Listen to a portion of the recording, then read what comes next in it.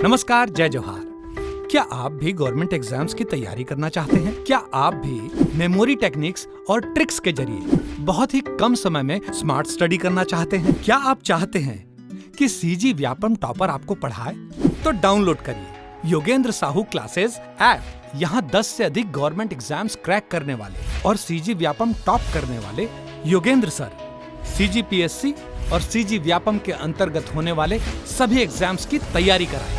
तो डाउनलोड करिए Yogendra Sahu classes app to be the best, learn from the best.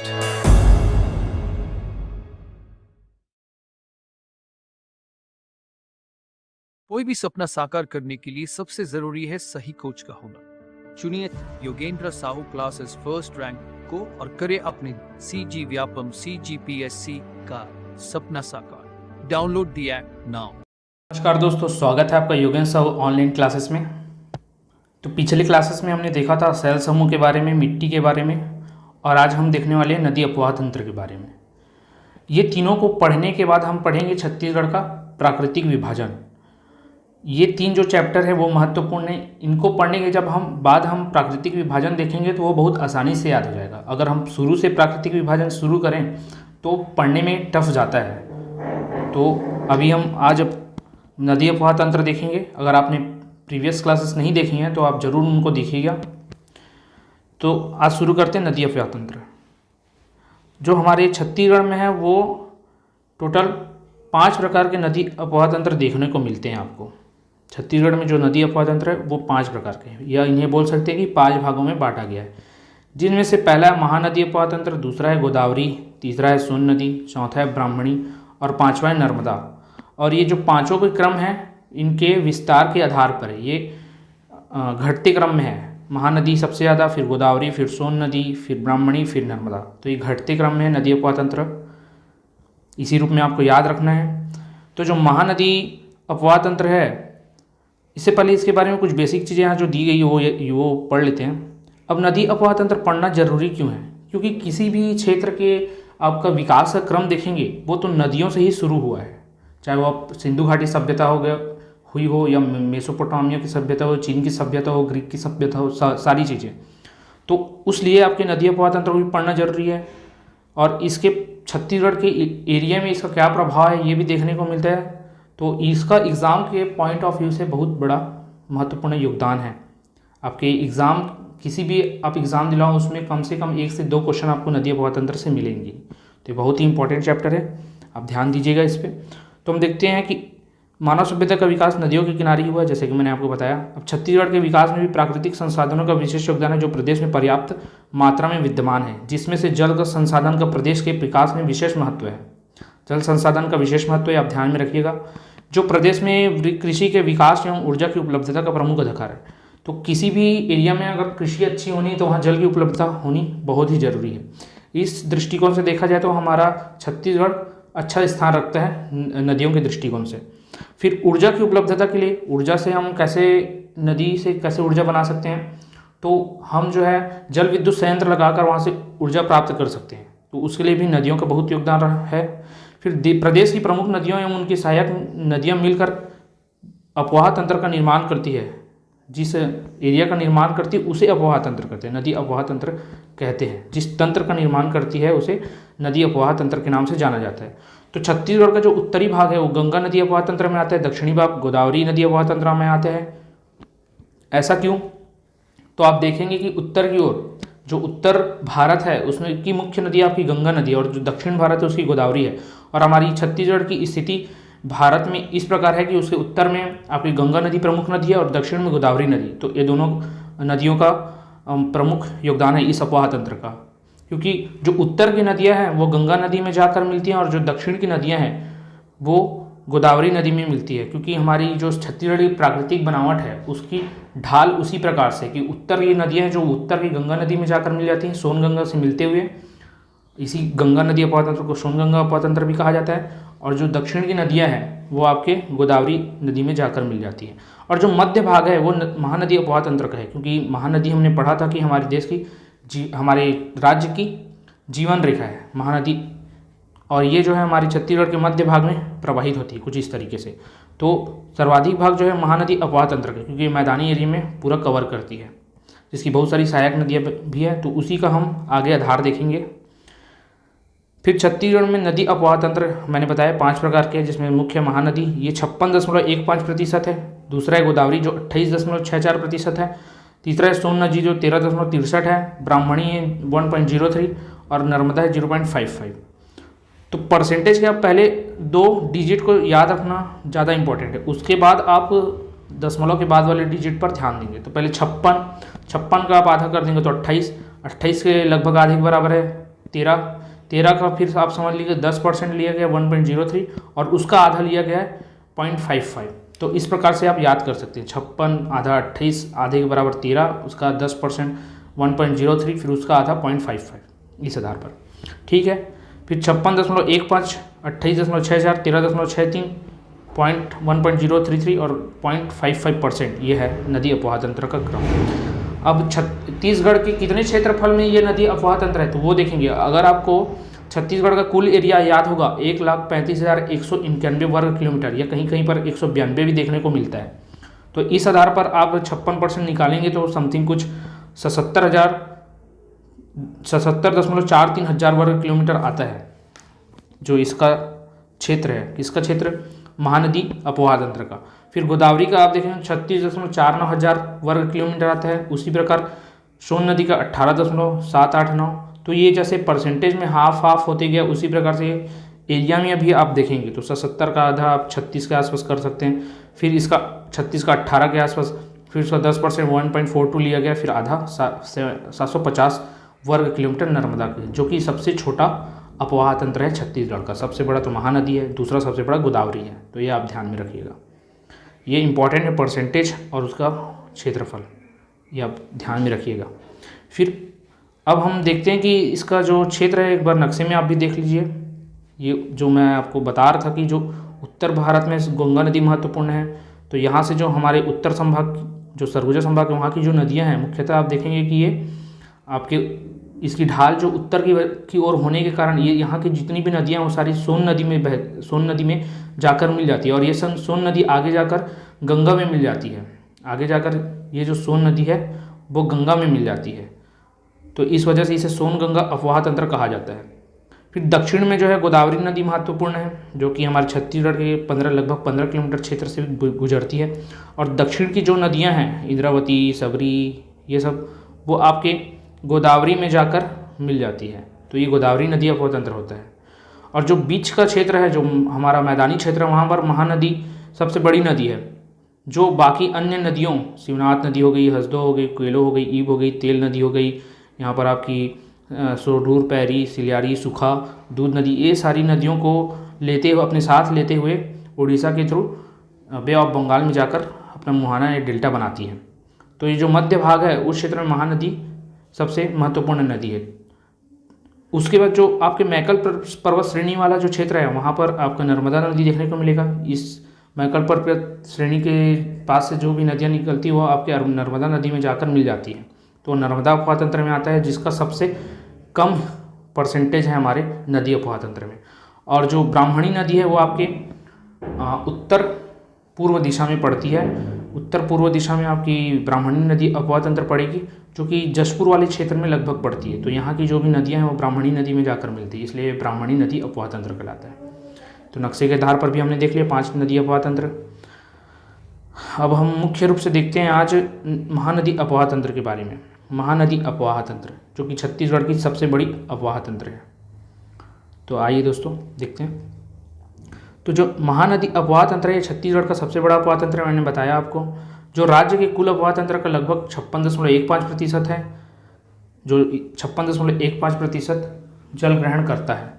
अब इसका विस्तार देखेंगे तो 77.432 हजार वर्ग किलोमीटर में फैला हुआ है, जो कि सबसे बड़ा है।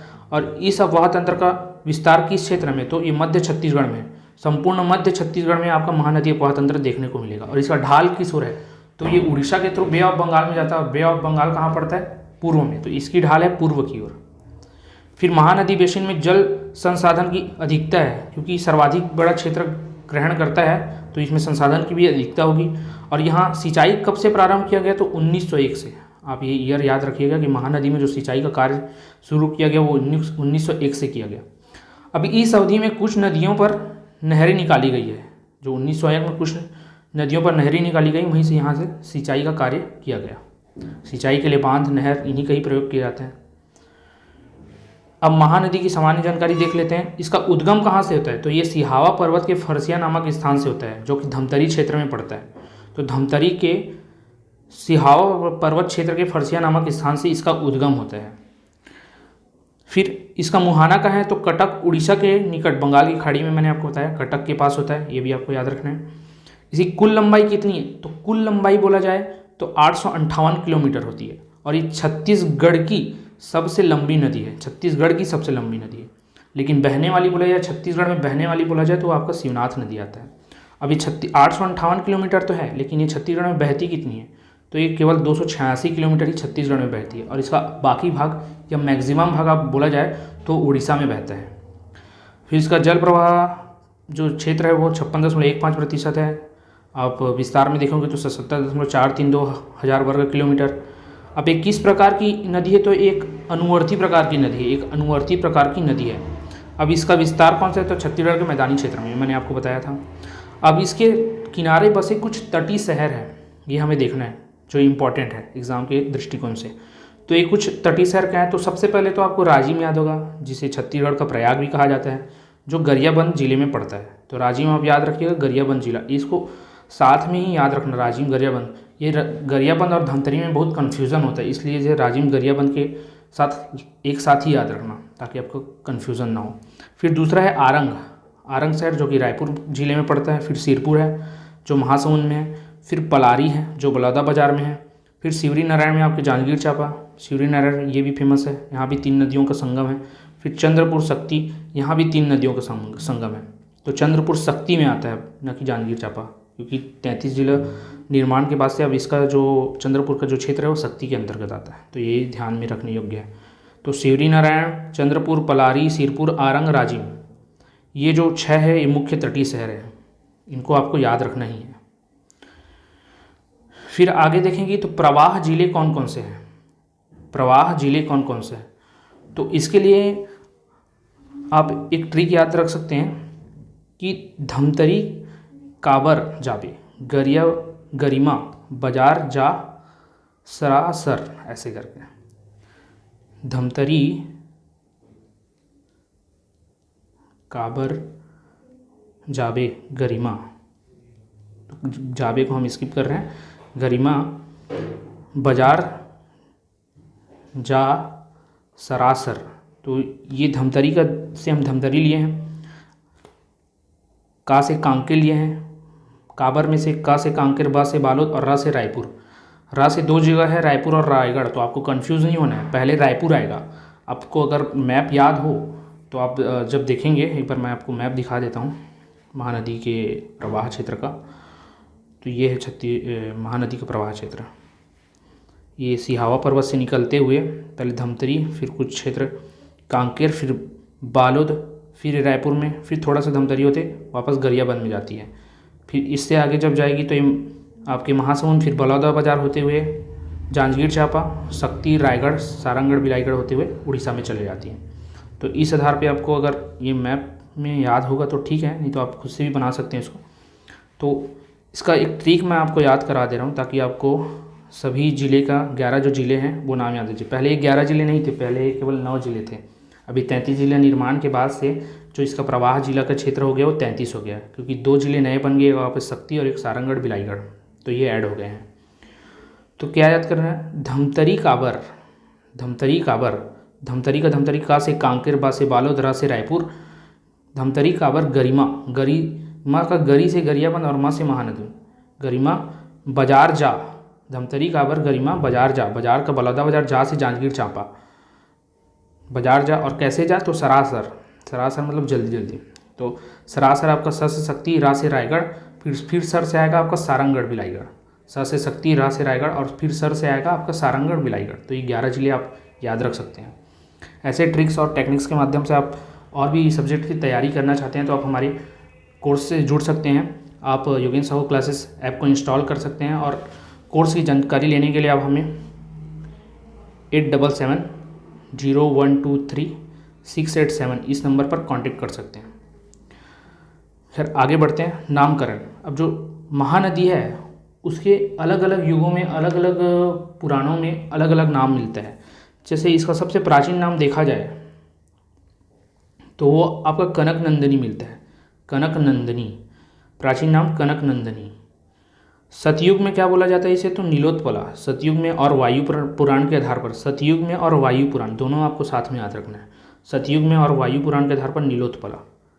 द्वापर युग में इसे स्कंद पुराण के अनुसार चित्रोत्पला। द्वापर युग स्कंद पुराण के अनुसार चित्रोत्पला। फिर वर्तमान में तो महानदी कहा जाता है। और इसके अन्य नाम क्या क्या है, तो श्रृंगी ऋषि की एक प्रिय शिष्या थी, श्रृंगी ऋषि की एक प्रिय शिष्या थी महानंदा, उसके नाम पर ही इसे महानदी नाम पड़ा है, वर्तमान जो नाम है महानदी।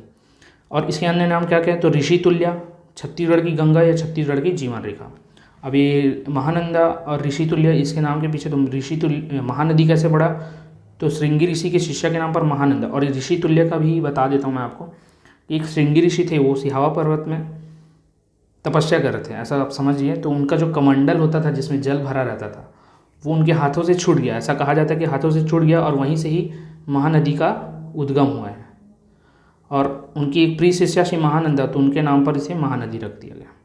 तो ये आप बात ध्यान में रखिए। और ये नामकरण बहुत ही इंपॉर्टेंट है। अभी पीएससी के एग्ज़ाम में भी इससे क्वेश्चन आया था कि वायु पुराण में महानदी का क्या नाम है, तो नीलोत्पला। अगर पता था आपको तो अच्छी बात है, नहीं तो आप अब से इसे याद करना और इम्पोर्टेंस देना चालू कर दीजिए। तो वायु पुराण में इसका नीलोत्पला है, स्कंद पुराण में चित्रोत्पला है। ठीक है। फिर इसके संगम कौन कौन से हैं, अब ये मैंने बताया 3 जगह, 3 नदियाँ आपस में संगम करती हैं। तो राजिम तो प्राय सभी को याद होता है कि गरियाबंद जिले में है, और वहाँ पर महानदी पैरी और सोंढूर, महानदी पैरी सोंढूर, ये हम बचपन से सुनते आ रहे हैं तो ये याद होता है हमें। तो ये 3 नदियों का संगम है। फिर शिवरी नारायण में भी जांजगीर, जो कि जांजगीर चांपा में पड़ता है, वहाँ भी 3 नदी का संगम होता है, जो कि महानदी शिवनाथ और जोग है। महानदी शिवनाथ और जोग। तो इस शिवरी नारायण के आसपास आपका शिवनाथ मिलता है और उसके बाद आपका जोग नदी मिलता है। ठीक है। और ये महानदी पैरी सोंढूर में भी, जो सोंढूर नदी वो जस्ट पहले महानदी में मिलने से पहले पैरी नदी पर मिलती है, उसके बाद पैरी नदी आपके महानदी में आकर मिलती है, ध्यान में रखिएगा आप। फिर चंद्रपुर जो क्षेत्र है पहले जांजगीर चांपा आता था, अब वो शक्ति जिले में आता है। नए जिले शक्ति के निर्माण के बाद ये शक्ति में आता है। और वहाँ भी 3 नदियों का संगम है। कौन कौन सा, तो महानदी, मांड और लात। महानदी, मांड और लात। आप इसको ऐसे याद कर सकते हैं। चंद्रपुर में एक मंदिर है, चंद्रहासिनी मंदिर, जो माता का मंदिर है। तो वहाँ क्या चढ़ाएंगे, माला। तो कैसी माला, तो चंद्रहासिनी मंदिर है तो आप बड़ा सा माला चढ़ाओगे तो उसको महामाला बोल सकते हो आप, महामाला। महामाला में से आप महा से महानदी, माँ से मांड नदी और ल से लात नदी, इस प्रकार से याद कर सकते हैं।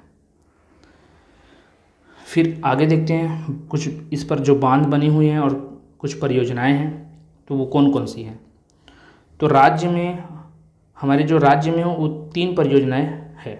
एक रुद्री बैराज, एक दुधवा और एक गंगरेल। रुद्री बैराज, दुधवा और गंगरेल, तीनों आपको याद रखना है। अब रुद्री बैराज ये धमतरी में है। रुद्री धमतरी इस तरीके से आप याद रख लेना इसको। ये कब बना, तो 1912 से 15 में बना है, 1912 से 15 में। फिर दुधवा जलाशय जो है वो कांकेर में है और ये 1962-65 में बना है, 1962 से 65 में, तो 1962 आप याद रखिएगा। फिर गंगरेल बांध जो है वो धमतरी में ही, ये 1979 में बना है। तो 2 जो है वो धमतरी में, आपके रुद्री और गंगरेल। प्रायः गंगरेल का नाम सभी ने सुना ही होगा। और एक है दुधवा जलाशय जो कांकेर में, वो बना 1962 में। अब महानदी छत्तीसगढ़ के बाद उड़ीसा राज्य में प्रवाहित होती है, तो वहाँ भी कुछ परियोजनाएं और बांध उन पर बने हैं। तो वहाँ जो एक बांध है जो सबसे फेमस है, हीराकुंड बांध, जो हमारे देश का सबसे लंबा बांध है। तो ये हीराकुंड बांध आपके उड़ीसा क्षेत्र में पड़ता है, ना कि छत्तीसगढ़ में। शुरू में कई लोग को लगता है कि खैर अब तो सब प्रायः सुन के जान गए हैं कि हीराकुंड जो बांध है उड़ीसा में, लेकिन जब प्रायः सब शुरू में जब तैयारी चालू करते हैं तो सबको लगता है कि महानदी पर है तो छत्तीसगढ़ एरिया में होगा, बट ये पड़ता उड़ीसा में है। अब ये बनना चालू कब हुआ था, तो 1948 में, हीराकुंड 1948 में। निर्माण 1958 में, 10 साल लगे इस। अब सबसे लंबा बांध है तो समय तो लंबा लगेगा ही, तो 10 साल लगे इसे। 1948 में इसका निर्माण कार्य शुरू हुआ और 1958 में बनकर तैयार हुआ। अब दोनों आधार पर शुरू पूछ सकता है आपको क्वेश्चन। अब एक बार पूछ चुका है कि ये निर्माण कार्य कब पूर्ण हुआ, तो ये 1958 में पूर्ण हुआ। शुरू कब हुआ ये भी पूछ सकता है, तो 1948 आप याद रखिएगा। अब ये कहाँ है, उड़ीसा के किस क्षेत्र में है या किस स्थान पर है, तो संबलपुर में। संबलपुर में है, उड़ीसा के संबलपुर में ये हीराकुंड बांध स्थित है। अब ये क्या है विशेष, तो मैंने बताया कि भारत का सबसे लंबा बांध है, ये आप ध्यान में रखिएगा। तो हमारे राज्य में क्या क्या है, रुद्री बैराज और गंगरेल दोनों धमतरी में है, और दुधवा जलाशय जो है वो कांकेर में है। और उड़ीसा में आपका हीराकुंड बांध जो कि फेमस है, भारत का सबसे लंबा बांध है। फिर आगे हम देखते हैं कि इसमें कुछ कुछ बैराज भी है। तो एक है इसमें टोटल आपके, वैसे तो बैराज बहुत सारे होंगे, लेकिन महत्वपूर्ण बैराजों को आपको नाम को याद रखना, और ये पूछा भी जाता है। महानदी अफवाह तंत्र, टोटल अफवाह तंत्र में देखा जाए तो महानदी सबसे इंपॉर्टेंट है, और बहुत से क्वेश्चन सिर्फ यहीं से पूछे जाएंगे। तो आप अगर महानदी अफवाह तंत्र को ही उसमें अपनी पकड़ मजबूत कर सकते हैं तो आपके बहुत सारे क्वेश्चंस यहीं से बनेंगे। तो बैराज कौन कौन से है, तो समोदा बैराज, फिर शिवरी नारायण बैराज, एक बसंतपुर बैराज है, बिरौनी बैराज, साराडीह, कलमा बैराज। तो समोदा रायपुर से अभी कौन कौन से क्षेत्र में प्रवाहित होती है, जैसे कि मैंने आपको शुरू में ट्रिक से याद कराया था 11 जिले। तो रायपुर के बाद से देखना, जो भी बैराज है रायपुर से चालू करना। रायपुर फिर कहाँ जाएगा, तो गरियाबंद होते हुए जहाँ भी जाए, जैसे भी जाएगा, तो ये रायपुर के बाद गरियाबंद में कोई भी बैराज नहीं है। ये जांजगीर चांपा में 2 बैराज मिलेंगे आपको। टोटल पहले जांजगीर चांपा में 5 थे, लेकिन शक्ति के निर्माण के बाद से अलग जिले में आता है। तो आपके जांजगीर चांपा में 2 और शक्ति में 3। तो 1, 2, 3 का क्रम है ये, 1, 2 और 3 का। तो 1 कहाँ, रायपुर में, 2 जांजगीर चांपा में। जांजगीर चांपा नाम में ही 2 जगह है, एक जांजगीर एक चांपा, तो वहाँ से आप रिलेट कर सकते हैं कि 2 जो है जांजगीर चांपा में। और शक्ति में 3, शक्ति में शब्द ही 3 आ रहे हैं, स आधा का ती, शक्ति से 3, तो 3 आपके जो बैराज हैं वो शक्ति में। तो रायपुर में समोदा फेमस है, समोदा बैराज रायपुर सुना ही होगा। फिर शिवरी नारायण में भी बैराज है। अब शिवरी नारायण तो शिवरी नारायण नाम आ रहा है तो होगा ही, जाहिर सी बात हो, जांजगीर चांपा में। उसके अलावा एक है बसंतपुर बैराज, बसंतपुर बैराज ये आपके पड़ता है, ये भी जांजगीर चांपा में। तो शिवरी नारायण और बसंतपुर, तो इसको शिव बस गए जांजगीर चांपा में, ऐसे याद रख लेना, शिव बस गए जांजगीर चांपा में, तो बैराज है ये बसंतपुर। शिव से शिवरी नारायण, बस से बसंतपुर बैराज, जांजगीर चांपा। फिर मिरौनी, साराडीह और कलमा, मिरौनी, साराडीह और कलमा ये जो है आपके शक्ति में पड़ते हैं।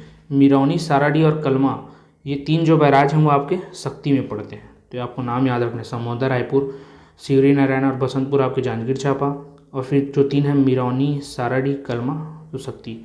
कुछ ट्रिक्स ऐसे होते हैं जिनको आपको पब्लिकली नहीं बताया जा सकता, तो वो ट्रिक्स मैं अवॉइड करता हूँ बताने से, और इसलिए कुछ चीज़ों को आप भी रिलेट करके याद कर सकते हैं। तो मिरौनी, साराडीह, कलमा ये शक्ति में है, ये बैराज हुआ। फिर इसमें कुछ विशेष पॉइंट हैं जो हमारे महानदी से रिलेटेड है, उससे भी देख लेते हैं हम। तो छत्तीसगढ़ की सबसे लंबी नदी है महानदी, लेकिन बहने वाली में पूछा जाए तो कौन है बहने वाली सबसे, तो शिवनाथ नदी। क्यों, क्योंकि ये 290 किलोमीटर बहती है, और जो महानदी है वो केवल 286 किलोमीटर बहती है, तो वहाँ अंतर डिफरेंस आ जाता है, इसलिए सबसे लंबी बोला जाता है आपको शिवनाथ नदी बहने वाली में, और छत्तीसगढ़ की सबसे लंबी बोला जाए तो महानदी। ठीक, फिर महानदी और इंद्रावती के मध्य जो जल विभाजक पर्वत है वो केशकाल घाटी को कहा जाता है। जो जल विभाजक पर्वत है हमारे छत्तीसगढ़ का, महानदी और इंद्रावती जो हमारे छत्तीसगढ़ की मुख्य नदियाँ हैं, उसके लिए है केशकाल घाटी। अब महानदी छत्तीसगढ़ का सर्वाधिक क्षेत्र घेरता है, जैसे कि हमने देखा नदी अफवाह तंत्र में 56.15, तो सर्वाधिक घेरता है ये जगह। फिर इसमें सस्पेंशन ब्रिज बना हुआ है राजिम में, जिसे लक्ष्मण झूला भी बोला जाता है। तो सस्पेंशन ब्रिज राजिम में निर्मित है, लक्ष्मण झूला वही राजिम के त्रिवेणी संगम पर निर्मित है, इसे ही बताया जा रहा है लक्ष्मण झूला सस्पेंशन ब्रिज। अभी कब लोकार्पण हुआ, तो 1 मार्च 2022 से याद रखना, अभी हाल फिलहाल की घटना है, तो 1 मार्च 2022 को इसका लोकार्पण किया गया है, डेट आपको पूछा जा सकता है। फिर महानदी पर सड़क पुल, तो महानदी पर ना हमारे छत्तीसगढ़ की सबसे लंबी सड़क पुल है, तो ये आप याद रखिएगा, सबसे लंबी नदी पर सबसे लंबा सड़क पुल।